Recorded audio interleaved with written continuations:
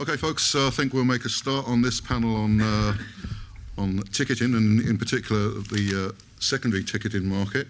I was very intrigued today that some of the questions that came up in this morning were about the role of the state and what role in live music generally, but I think in particular in this case in regulating, and I guess we say this in a context where for the past 35 years or so there's been a rolling back of regulations and a freeing up of the market and so on, and so that any attempts to kind of intervene in the market are now treated with a great deal of political suspicion.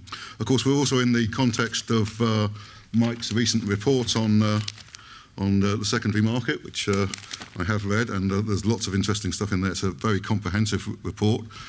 Whatever your opinions of his recommendations, I don't think we could fault the amount of work that's gone into it. So just my notes here from Adam say that I should say a couple of words at the beginning about what the secondary ticket market is. I do this with some reluctance, seeing Mike at the end of the table and people who know much more about it than me. But just so for purposes of clarity, as I understand things, when a concert tickets go on sale, they are normally released through primary agents. Once those tickets are in the marketplace, there is then a chance for people to purchase those tickets and sell them on, and sometimes to purchase a great deal of tickets and sell them on a professional basis. So then the question then becomes whether that's a perfectly legitimate economic activity, or whether there's something slightly disreputable about people taking advantage of our obsessions and charging inflated prices for tickets on the so-called secondary market. So what I would like to do to start off with, we've got a very interesting panel of people here who I will, so on my extreme right, Professor Mike Waterson from University of Warwick. Next to him, Paul Reed from the Association of Independent Festivals. Next to him, Dave Newton from WeGotTickets, and then on my right, immediate right, Sharon Hodgson MP, who's probably been the MP in the House of Commons who's been most active on the issue of secondary ticketing. So I'll perhaps start with Sharon and ask her to say a couple of words about how she got involved in the issue in the first place. Right. Good afternoon, everyone. Well, this all started for me when I became aware that there even was a secondary market and how out of control it was when, and I'm not ashamed to say this, I'm a first generation Take That fan, and it was trying to get tickets for the the circus tour, the first sort of reunion tour at the Stadium of Light. And so my daughter had been going, she was the second generation Take That fan, so she was trying to get tickets, and they were going on sale 9 a.m. Friday morning. Of course, 9 a.m. Friday morning, where are you? Kids are at school and most people are at work, so it's not necessarily the best time to even be in with a fair chance, even if there was such a thing as a fair chance of getting the tickets. So she comes in from school, I eventually get in from work. My Friday is my constituency day, so it's never an early in from work. So when I get in, I'm making food and she's saying, did you buy tickets? And I'm going, oh, like, never even thought of it. And I went, well, go online now, you know, Ticketmaster, and you know, find 2 good tickets and we'll buy them. And of course, then I hear from the living room, oh, that's not fair, they're all sold out. I went, well, they can't all be sold out, you know. And this is going back quite a few years, how naive was I? And she went, no, they are. Oh, that's it. And then I said, well, have a look. Maybe I didn't know how it worked. I said, maybe they're somewhere else on the internet. Maybe they're not just with, because she said that was Ticketmaster. I said, have a look elsewhere. And I'm sure this is what happens to loads of people all the time looking for tickets. So then I hear, oh, I found some. And then I heard, oh my God, that's so unfair. And I'm going, what? And she's saying, wait till you see, people must have bought them and they've put them straight on sale. And I said, and she was on this site called getmein.com. I'd never heard of it. And I went through and I went, what? And she's saying, they must have bought them this morning. And here they are. And it was like £400 or something. And I'm looking, I'm thinking, oh my God, honestly. And so then we're scrolling through, and that was the start of this, what's turned into, I don't know, an 8-year journey or something. That's brought me here, and it all started with that moment's realisation that there was literally people who were snapping them up, and the whole enormity of it became more apparent in the weeks and months and years that followed, that people were snapping them up and then selling them on at huge markups immediately.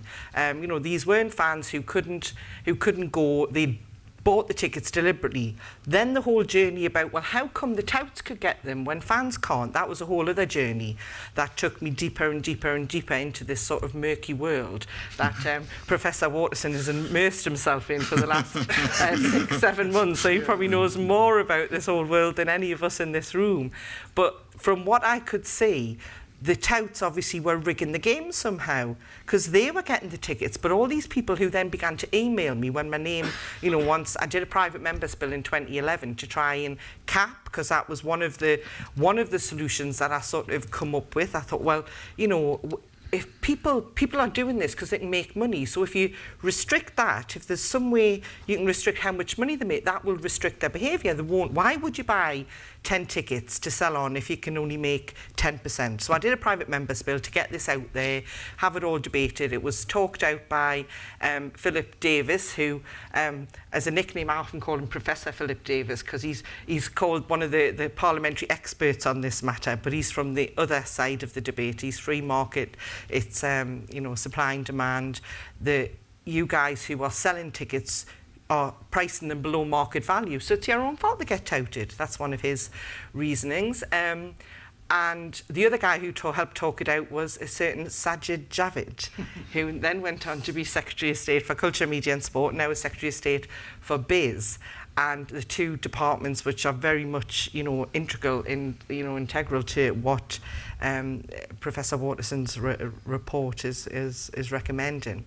So that was sort of my journey. The bill got talked out, but you know, I've carried on and tried. We set up an all-party group on ticket abuse together with an MP called Mike Weatherly, a Conservative MP who'd come from the music industry background. Sadly, he's no longer an MP. I do miss him so much, but he's got a fantastic job jet-setting between here and LA, because he now works for Warner Brothers as their head of IP, I think it is. So yeah, so he's landed on his feet. I bet he doesn't. I bet he doesn't miss the long hours and the constituency casework of life as an MP. Anyway, but he was great, and we laid down some amendments to the Consumer Rights Act. We did a whole inquiry as part of the all-party group, and that informed some amendments. And we got some of the amendments with the help of some amazing lords, particularly Lord Colin Moynihan in the House of Lords, former Sport Minister, and Baroness Hayter and Baron Stevenson, Lord Stevenson. And the Consumer Rights Act, as you know, came in 2015, and that was how we ended up with the review. So I've given you a potted history of about 8 years of my interest in this. Thank you very much, Sharon. I'll now move on to Dave Newton from WeGotTickets. Perhaps you could say a little bit about how you got involved in this issue, but I'd like you also to make some comments upon what Sharon's just said, if I may ask you, because one of Mike's findings is that problems in the secondary ticket market, of course, are related really to problems in the primary ticket market. One of the things that Sharon said was, you know, that the tickets go on sale at 9:30 on a Friday morning. This is one of the things that Mike's pointed out, you know, that the secondary market allows people who can't get on at 9:30 on a Friday morning to access those tickets, albeit at that sort of price. So I wonder if you could say something about problems in the primary market, but also this, one of the other things that your daughter quite clearly said, it's not fair. And I'd like Dave to perhaps make some comments on that from his perspective. Okay, well, we're a primary ticketing company. WeGotTickets, we've been running for 16 years now. We've only ever done e-tickets, so we've never sold a paper ticket. I think we must have done about 6-7 million tickets in that time. This issue is obviously, you know, secondary, before it was branded secondary ticketing, you know, when it was touting or scalping, if you're on the other side of the pond, has been an issue in the live music industry, you know, ever since probably, you know, the first musician sometime in the Middle Ages got up on stage. So it became a more debated concern when the US secondary ticketing companies moved into the UK market. This was really led by Seatwave and Viagogo.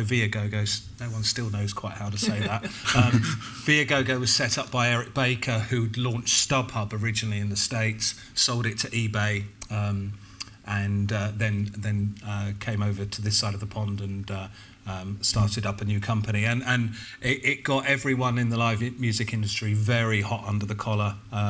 There was one panel I remember which will probably be a bit more heated than this one, where a booking agent from Primary was sat on the same panel as Eric Baker, and he essentially wished him dead.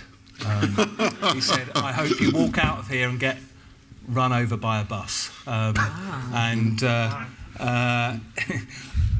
But well, Dave. So the issue became hot topic, and this was probably 2003, 2004, I'm thinking, and this was taken to the government to see whether it was the DCMS, the Department of Culture, Media and Sport, which I think did a review in 2006. Am I getting my dates right?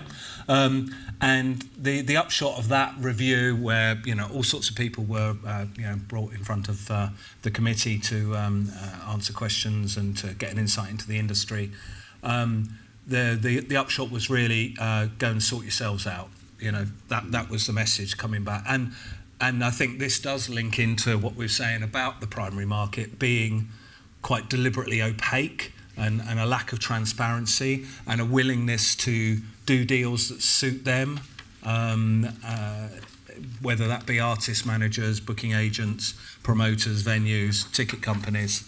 In some instances, that can be one entity in itself. So what actually happened was the Concert Promoters Association, who had been leading this campaign to get some legislation, which was essentially to outlaw ticket resale. That's what they were pitching for. They decided, if you can't beat them, join them. So they set up their own secondary ticketing platform. Wait for it, what it was called? The worst name ever for something that you want to sound official. It was called officialboxoffice.com. It soon became tumbleweed. You could hear the whistling wind going through the site. They just did a really bad job of it. And in fact, I pointed this out to them about some 3 years after they kind of quietly buried it. And I said, "Your site is still live. Do you know? You've got adverts on there for Peter Andre dates that were, from like 4 years ago." But I do find it a little bit rich when the promoters are claiming that the secondary ticketing companies are piggybacking off of all the risk they take on shows, because I don't think they've really stood up and fought the cause. I think there was a point then when the DCMS said, "Go and sort yourselves out," that they could have sorted themselves out, and a number of the points that Mike has raised in his report were talked about then. Having door entry systems which all the different ticketing companies, just one system that they all fed into, and just that encouragement to kind of collaborate and to better the industry and better the service for the customer. So that kind of happened. I did my 5-page submission to that report, and watched it all with interest on the BBC Parliament channel, the only one and only time I've ever watched BBC Parliament. I think they came to the wrong conclusion. I think no one realised then what the extent of the problem would be. This was six years before the Olympics.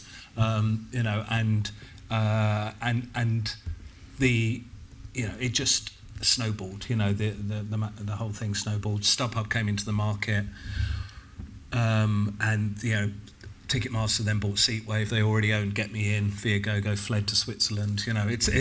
Lots happened since. the question you wanted me to pick up on was? Well,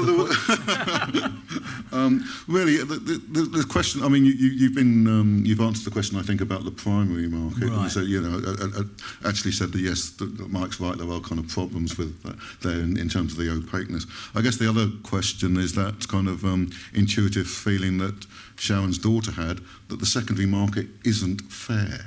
Yeah, I don't know if the first primary market's fair, to be honest, either. I mean, you go and you buy your ticket, it costs £24 or whatever, and then you go to your basket, and I've got a booking fee. Okay, yeah, that's all right, because I'm making a booking.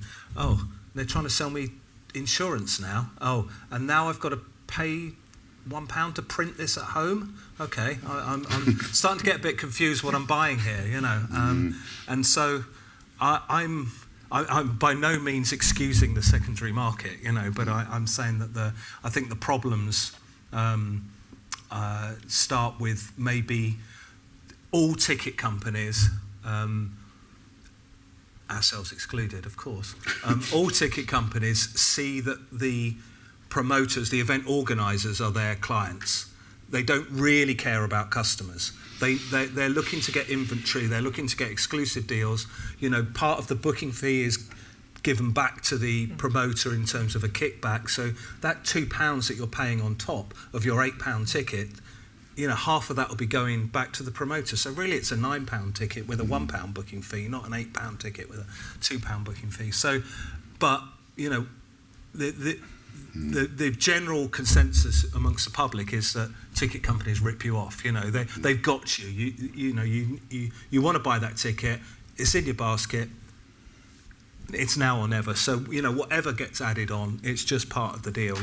Much worse in the States where you're paying 33% on top of the face value. In primary, Yeah.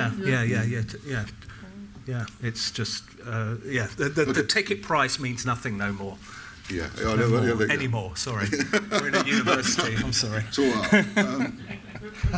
Paul, perhaps could you say something about your experiences in this as well, please? Yeah, sure. So I'm Paul Reid. I run the Association of Independent Festivals.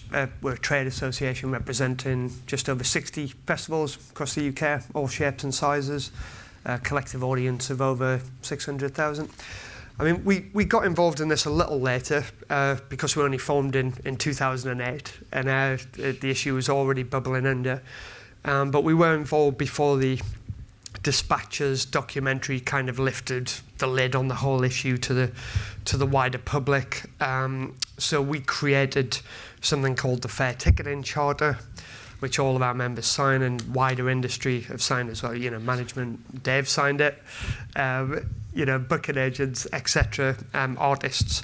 So we formed that to draw a bit of an ideological line in the sand on the issue, really. We felt that promoters were powerless to prevent their fans from being exploited, and the secondary ticketing, it falsely inflates the market, actually, because it doesn't present a true picture of supply and demand, and in some cases the secondary outlets are effectively competing with the promoter, and there's still primary tickets on sale. Ultimately, it's the promoter and the artists and the managers that are investing in these projects and taking the risk on these projects. So we did that. We set up something called the Ticket Trust, which was a kind of genuine fan-to-fan, that horrible term, but it was genuinely fan-to-fan. Face value or less, a place where people could exchange tickets. I mean, technology moves very fast, and to be honest, the Ticket Trust was overtaken quite quickly by other platforms, so that evolved into a partnership with Twickets, which is a face value only resale site with incredible reach. So we have a partnership with them around face value resale, because if it's a fan simply trying to resell a ticket to an event that they can't attend, that's not really what I would refer to as the secondary market, and no one's saying that anyone shouldn't have the right to do that. In addition to that, we gave evidence to Parliament through the APPG that Sharon set up and contributed in those measures, which we've already touched upon. I mean, I'd say we'd we'd definitely say that those measures were light touch. Would you agree, Sharon? But you know, there were. Yeah, absolutely. Yeah, it was. So I think Mike Weatherly said 1 cheer, but not 3 cheers, kind of thing, and I think that's how he felt about that. But it did demand that certain details were divulged by the reseller. So, you know, seat number, restrictions, original face value, you know, if photo identification had been needed on the door, etc. And, you know, are those measures working? Well, I think Professor Waterson's report shines a light on that and said, actually, no, you know. And there are numerous examples in which that's been sort of flagrantly ignored. So, yeah, we responded to this call for evidence with the focus on the consumer, really. So I think the questions should be really, are the current laws being enforced? If not, how can we make that happen? And also on educating the consumer, and I was pleased to also see that in Professor Waterson's report, because I think there are real problems with perception and the lines blurring between the primary and secondary market. Thank you very much. Mike, obviously you've just done this report and into this, as Sharon put it, murky world. Yeah. It was interesting to me that, you know, quite rightly, I think you said that, you know, you can't address the secondary market question unless you look at problems in the primary market, and I think that's a key finding of the report. But then when you look at the primary market itself, there's complexity and confusion there in terms of, you know, what's a booking fee, when a ticket's on sale, what is a ticket, all those kind of things. So maybe, I wonder if you could just make a few perhaps introductory comments, and then we'll pick up on some of the themes. Thanks very much. I should say that it was a world that before I came to do this report, like many government things, you get chosen to do something if you haven't had any involvement, because otherwise they think you'll take a particular side, or people will point at things you've written. So I was quite surprised to be asked to do this, and I sort of thought about it a bit, but then I thought, well, yes, I'll do it. Obviously I'm an economist, but I also have a certain amount of appreciation of the law through my time I was a member of the Competition Commission for 9 years, and so you know, I have some background there as well. Several things struck me, and I think, to be honest, I probably somewhat bent the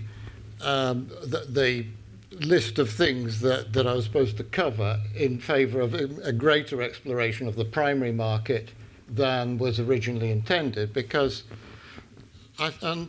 possibly I think because some of the Lords were keener on the sort of sport area rather than the music area.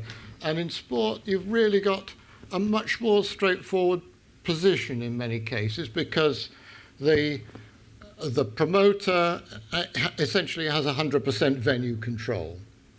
And it became apparent in music that a promoter might have maybe only 35 or 40% of the tickets to sell themselves. The venue would sell some, but then if someone's doing a tour, it might be a different ticketing agent at the O2 from what it is at the Genting Arena in Birmingham, and so on and so on. And so actually it becomes quite difficult for the fan, someone who wants to go, to know where they can go for tickets on the primary market, because, you know, the promoter then might parcel them out, and you know, then there is the potential for something which I think is a serious problem, but is not just a problem of the secondary market, which is the problem of fraud, which is that sites set up which are not, they're neither primary nor secondary, they're simply scams. I mean, some of the scams are perpetuated through the secondary market, but some of them are just people setting up to make money without ever intending to sell tickets at all. So I felt that the primary market was an important place to start and to focus on, because, I mean, you know, if you think about where the secondary tickets come from, well, of course, they come from the primary market. The legitimate secondary tickets come from the primary market. And so, and then I was sort of really quite surprised by by some members of the primary market at seemingly not seeing a connection, which to me was obvious, that if you set prices relatively low, and I don't mind people setting prices below what they think is the market price. It's perfectly legitimate to do that. You then have to have some means of making sure that the tickets go out in a reasonable way, because otherwise, otherwise, clever people who have no interest will simply spot that and buy up. And so, and there are various ways you could do this.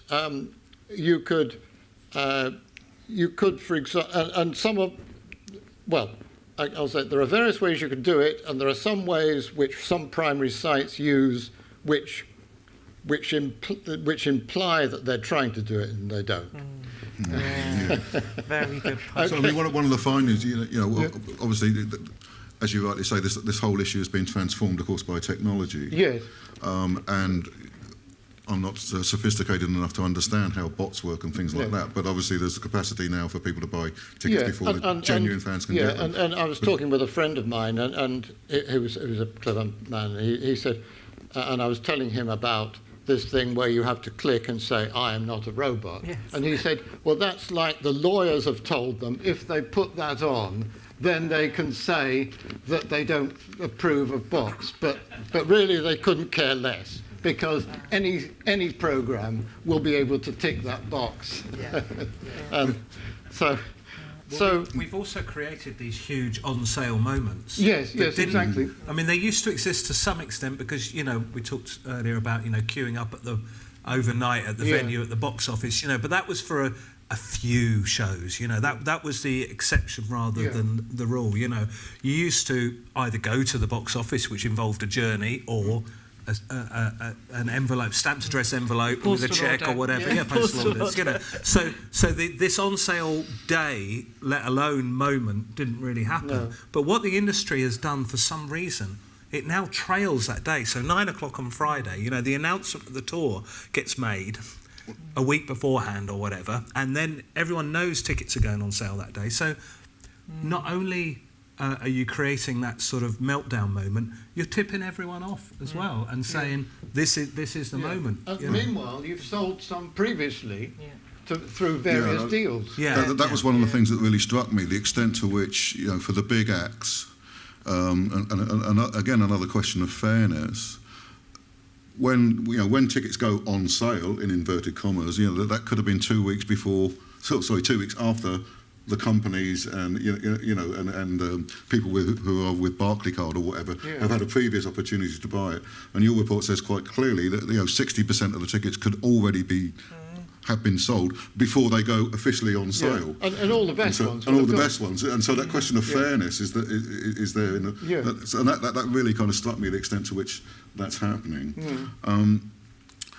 But then, given those circumstances, your report seems to suggest that the secondary market is possibly quite a good thing. Well, I think that there are. I should say, you could conceive of doing without it under certain circumstances. I mean, I used the example of Glastonbury. We talked with the people at Glastonbury, and they've honed their system over a number of years. Now they have two things in their favour, really. One is that they have a strong moral compass themselves, but they're not naive enough to believe that everyone else has a strong moral compass. And the other thing is that they're pretty sure that they're going to sell out, and so they can guarantee people who can't go the right to give the tickets back, subject to a relatively modest administration fee to be sold to someone else, and so they can handle their own secondary market, which is so. There is a secondary market in Glastonbury, but very largely it's confined to the secondary market that they organise. I mean, they're in a better position, I think, probably than many of the festivals that from your point of view, because they've developed this system over a number of years. Yeah, absolutely. And I mean, Glastonbury is always the kind of exception that proves the rule, really. And they've obviously they've got a turnover of 70 million or something. And yeah, it's a lot more than that, I think, actually. Yeah, with whatever's on the record with it. But they've had the money to invest in that sort of system, and as you say, become the architects of it themselves. But it's, I guess, one of our challenges was trying to explain to government that it isn't as simple as that for the rest of the industry, and that isn't the silver bullet. And I think there was, MPs outside of Sharon had a tendency to say, well, why can't you all do that then? And it's not as simple as building a pretty complex, bespoke kind of system for your event. Every event has different needs, different audiences, etc. And not all events can give refunds. Glastonbury has, because they know it's going to be sold out. But if we forced all ticketed events to give refunds, you'd just taken any risk that the tout makes when they buy up the tickets away from them, because then if they can't tout them, they just go and get refunds. So I've never called for refunds, mandatory refunds, to be a solution, because it would only help the touts further. No, I mean, as I say, it isn't a solution for everyone. But I mean, I suppose my view of the law is, and this somewhat coloured the way that I thought of the market. My view of the law is that when you have laws, you might as well try and enforce them rather than just having them. And agreed. We can all agree on that. But it seems silly to have a law and then not try and enforce it.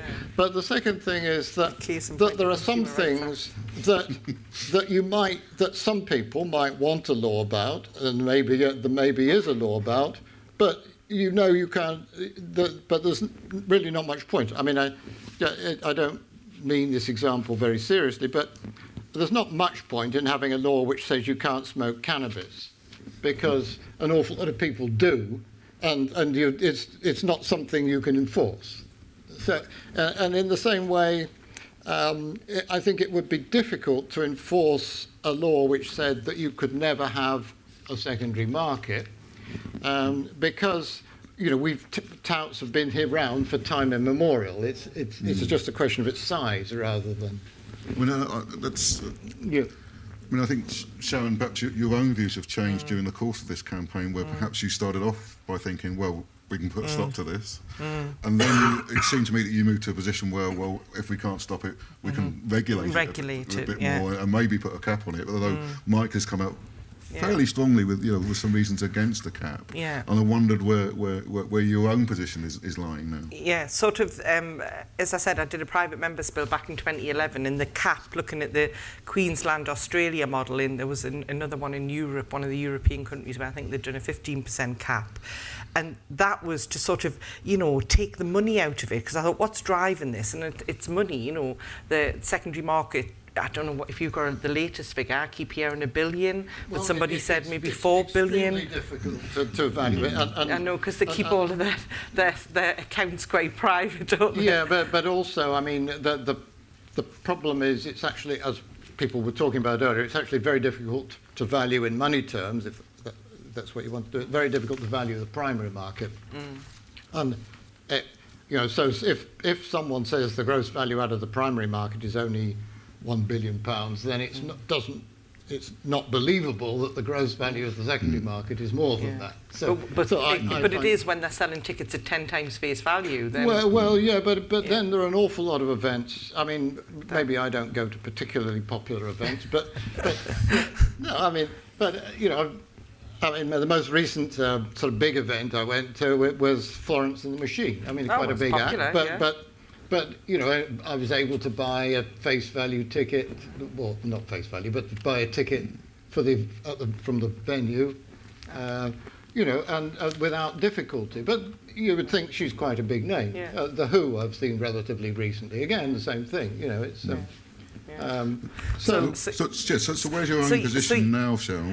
What do you think in the light of Mike's report? And what I realised, going down that road of trying to get a consensus around a cap, was that was really, really difficult to get amongst sort of wider society, wider people who might have even been sympathetic to, or, you know, more than sympathetic to the fact that this needed reform, but they didn't think the cap was the right way. So then, you know, we held the review with the all-party group that Steve mentioned, and we took loads of evidence, and we came up with the idea around transparency. Lo and behold, the Consumer Rights Act came in the Queen's speech of 2013/14 parliamentary term, and we saw the avenue, you know, the vehicle to sort of put some amendments down around transparency. And, you know, we didn't get everything we wanted. We got, you know, the face value, the row and seat number, some identification, that if there's any restrictions on the ticket. We wanted identity of seller or some sort of seller's identity based on sort of the eBay model. I'll never forget Joe Swinson, the minister, at the dispatch box, sort of literally reading word for word via officials. I doubt she had researched her speech herself, but via officials, it was the secondary market sort of brief against the amendments. And she's standing there reading their arguments out on the floor of the House. And I thought, oh my God, you realise what you're up against then, when the lobbying by the opponents to what you're trying to do have managed to infiltrate into the minister's speech, their narrative, I thought, oh, I can't believe this. And what she was saying was that what we were trying to do with the seller's identity would put 14-year-old girls trying to resell their tickets at risk. And I thought, I've read that in a brief from Viagogo and the others. I thought, I can't believe she's even reading it out. Anyway, so that was what we were up against, huge lobbying that, you know, this means a lot to them. But so we couldn't get the seller's identity, but what we got, we thought great, and we got the commitment to a review, which I think is going to prove the most vital success, you know, in light of the excellent report from Mike. And the amendments, as you touched on, and as Mike said, are now law. But that law is being continually flouted. And I think this is, Mike, in your recommendations, you said that there has to now be concerted effort by trade and standards and police to, you know, to sort of look into that and to ensure that, you know, what we've got is upheld. And when you think on sort of the scale of crimes, I remember meeting with Karen, is it Bradley, the fraud minister? Karen Lumley or Bradley, I can't remember. I can picture her, but I can't recall the surname. And talking about, you know, why she wasn't doing more to ensure that Action Fraud, who was where all of this ticket fraud and abuse could feed through to, was not better resourced. And you could just see the look on her face thinking of all the things I've got to deal with, you know, that's me list, and you've got like really big, bad, terrible fraud up here, and the, you know, ticket abuses and ticket frauds down here. And I thought, but therefore, you know, this is sort of a criminal list crime, because you only become a criminal if you are charged with a crime, and there's people we know are committing crimes, and it is a crime because nobody's going after the bad guys, then they're just getting away with it. And so we need that enforcement, which I think hopefully... I mean, of course, some things are enforced. I mean, you know, there are some... A few trading standards officers are quite keen on this. But I know two areas where they're quite keen. And one is currently pursuing a case. It's taken an awfully long time. And the Greenwich Trading Standards people who are involved in the O2, they have all, well, someone that you and I both know well, Reg Walker, yes. has been on their back to... they've put people. Why the police are keen on pursuing fraud is because if people are convicted, then they get serious sentences. They get 5 years or whatever. So there have been people who've got that sort of sentence, but some of the other sort of malevolent stuff. One of the things that's raised in the report, and I've got a political philosophy background, so this might be a little arcane, but I'd like Dave's views. When you're selling tickets, what are you actually selling? Because and Mike's report suggests there are kind of two ways of looking at a ticket. One is it's a license, a revocable license, and that tends to be the promoter's argument that they still own the ticket, and what the consumer has actually bought is a revocable license. that's not many people's understanding, as Mike rightly points out. The other point of view, which I think is most people's understanding, is that the ticket is a piece of property. Once it's in your hand, it's yours, and you can do what the hell you like with it. And if you're clever enough to buy 500 of them, that's it. So what are you selling, Dave? Okay, well, we've never sold a piece of paper in 16 years, so it definitely can't be a piece of paper. But is it a property or is it a licence? Yeah. I think that you have to look back, you have to go a step back and look at the event itself and who owns the event. And the event, I believe, and I can't hear, I haven't heard any arguments to contradict this, is owned by the event organiser. They do all the contracting, so they contract the performer, the venue, the promotions team, the ticket company. So the event organiser is the one who is slash promoter is the one who is taking all the risk on an event, and then the sale of tickets is the sale of admission to that event.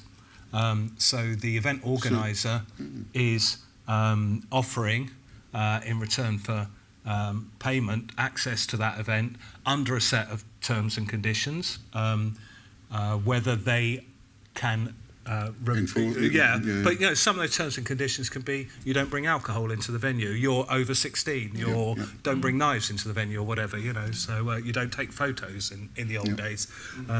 So are you saying here that would include the right to deny admission if you bought on a secondary market contrary to those terms and conditions? And I'll bring in Paul in a minute to say something about this. I think that it could do, but would that stand up in English law as something, as a reasonable and fair term and condition? I think that the ownership is with the event organiser, because they haven't delivered their part until the event takes place. And that customer is entitled to a refund if that event doesn't take place as advertised, i.e. it's a different artist, it's on a different date or in a different venue.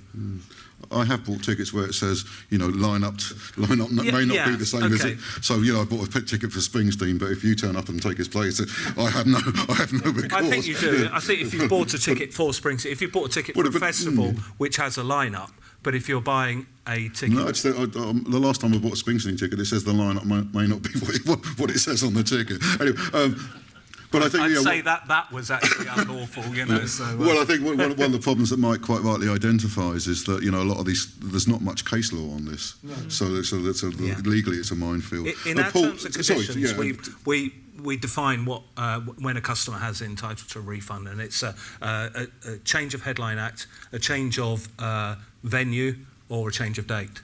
So, Paul. Do you basically share Dave's view about the event organisers? Would that be what your members feel? Yeah, I think it's probably slightly different for festivals because the customers are buying a sort of bundle of experiences, really, and that bundle can vary, can't it? So you've got camping, non-camping tickets. With festivals, it's not just a music lineup, so you're buying access to. But if the date moved, you'd refund, wouldn't you? Yes, yeah, precisely, yeah.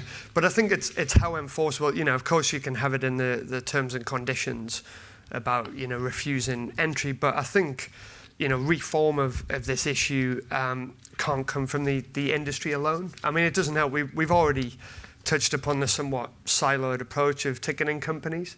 And it's a little bit, I heard the parallel between, the record companies and piracy some years ago. If they'd have all got on the same page, they could have probably come up with some workable solutions, but they didn't. And, this ticketing company won't scan that ticketing companies in that particular venue, so that is certainly part of the problem. And you've touched upon complicity as well, so I can kind of understand the government's view when you're looking at it when you first went down the rabbit hole of the secondary ticketing landscape. It's kind of like, well, let's look at the ownership, and some of these promoters actually own and control those platforms. And as Dave said, they decided if we can't beat them, join them. Well, I seem to remember Ticketmaster appearing before a parliamentary committee and saying that we've got to stamp out the secondary market about 6 months before they bought Get Me In. Yeah. So, Well, they saw the which way the wind was blowing, you know. And, oh yeah.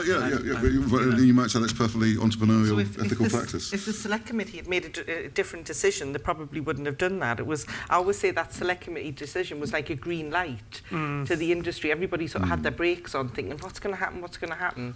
And then, they jumped. Yeah, because I remember talking to big promoters about 8 or 9 years ago, I guess now, and they were fairly convinced that there would be a move, that the secondary market would be outlawed, and we're a long way from that now. I mean, I think it's it's all about what happens next now. We've had the report. There are 9 recommendations in there, which we think are very pragmatic and realistic. It's all about, is the government going to respond to those promptly and take them on board? Are we going to end up with a Consumer Rights Act that is best fit for purpose and actually applied and protects consumers? Because I think the report exposes that you do have a secondary market at the moment, and perhaps a primary market to an extent, that is under-regulated and quite chaotic for the consumer. Can I just, mention Please. some of the abuses that I've managed to collate to the Consumer Rights Act? You'll have been aware of Which's report that came out. Yeah, I hope you all saw. Which did an 8-week investigation and reported just before Professor Waterson came with his report.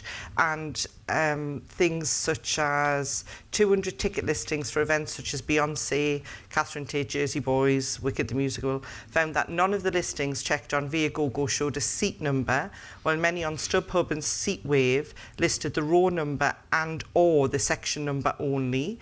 So that was an 8-week investigation that they undertook over end of last year, which concluded that the rules were being repeatedly flouted on all the major secondary sites.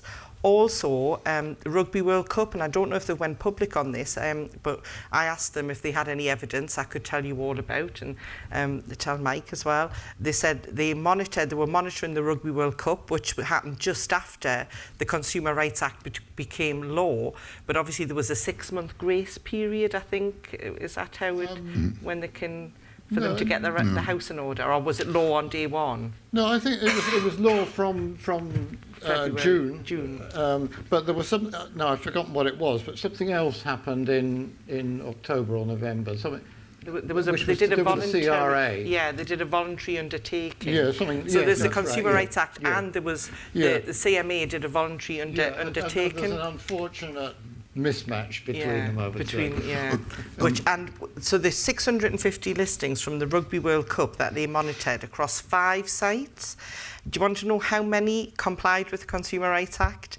5%. So that was a total of 32 of the 650 listings, and the 5 sites were the big 4 plus Gumtree. So and that's just a couple of examples of that I can cite where it's been flouted. I'm conscious those that amendments haven't substantially changed the operation of the secondary ticketing market at all. No, I think that's the bottom line. Yes, absolutely. So we did have a Consumer Rights Act which brought in certain provisions about the amount of information that should be provided and so on. There's obviously hardly any compliance almost with that, and so a lot of Mike's reports about enforcement. I'm going to be an enforcer now because we're running up against time. I think we could spend an awful lot more time. I'm sure everybody on the panel is quite frustrated. But just in case there's some frustration in the audience as well, are there any questions from the floor, either to the panel in total or to individual members? Simon and then a colleague at the back. This is probably a very naive question, but I've never thought about it before. I always reject the thing which says, do you want insurance? If you took out insurance on one of those things and said you didn't want the ticket, what happens? It's only if something unforeseen happens. So it's nothing to do with you? Family illness, death. No, but if I was to say I can't go, and do they just give you your money back and resell the ticket? Or it usually happens after the event that you know you can't go, so you put in submit a claim like you would for any other insurance claim. So right, so it doesn't really affect ticket marketing at all. No. At the back there. Yeah, Jim Maudsley. I'm just wondering if the panel, and sorry I came in late, so I apologise before I asked this question because you may have discussed it. Do you think the recent PRS consultation will have any impact on the secondary market? PRS confound me, why they haven't been looking at this matter, for 15 years now, because PRS is a songwriters members association, and they get paid. They charge 3% of the total box office income after VAT is deducted. So after no other deductions, 3% goes to the songwriters of the songs that are performed in any at any concert. Now, what is the total ticket money on a show if 20% of those tickets have gone off to the secondary market and have been sold at inflated values? And I can't believe that they haven't been doggedly chasing for at least figures and then income, because that's what their mandate is. So in answer to your question, probably nothing, because they've done bugger all up to now, to be honest. So in fact, I asked this question of someone about at PRS on a panel about 10 years ago. She just looked confused, like I was just talking a different language. Like, what do you mean? No, it's the face value of the tickets times the number of tickets sold. Yeah, but sorry, Paul. You're right, though. It's not complicated, and no, that's to the detriment of songwriters, because no PRS has been paid on that. Obviously, in some cases, no VAT has been paid on it. But it does, in our sort of taking the temperature of this PRS tariff consultation, they don't seem to really be pursuing that. We've sat with them and brought it up and said you'd have to go after that at source. We've categorically drawn a line on that, but that doesn't seem to be where their focus lies with this current consultation. So, any other questions, comments? In which case, I might ask each of the panel members if they wanted to make a final comment in the form of a tweet, really, so 140 characters, not words. But really, brief final comments, please. I'll maybe start with Mike and end up with where we started, kind of thing, with Sharon. So, any brief final comments? Right. Well, actually, just a brief final comment that I'm pleased and somewhat surprised that people have been quite positive about my report, but that does. I'll see you after, Mike.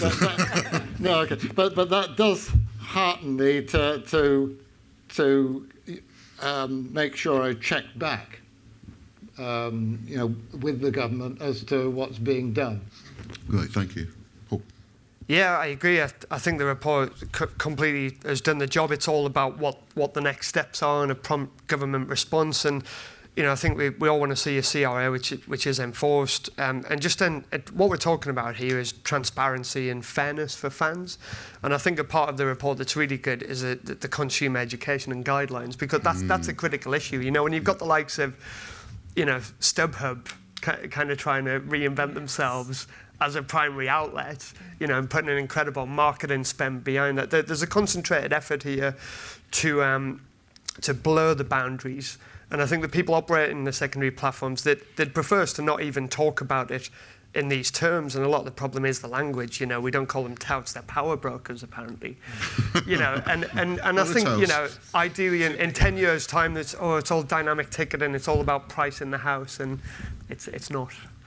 Thank you. And segueing on consumers, customers. I mean, it's education, and I think that can only happen, through everyone, artists, promoters, everyone involved in the industry, just being more transparent.